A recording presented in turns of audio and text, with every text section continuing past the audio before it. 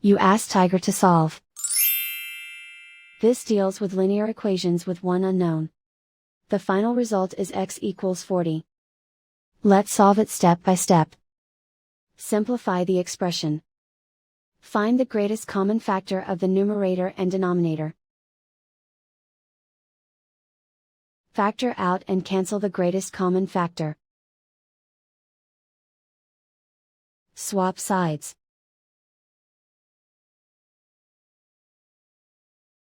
Isolate the x. Multiply both sides by 50. Group like terms. Multiply the coefficients. Simplify the fraction.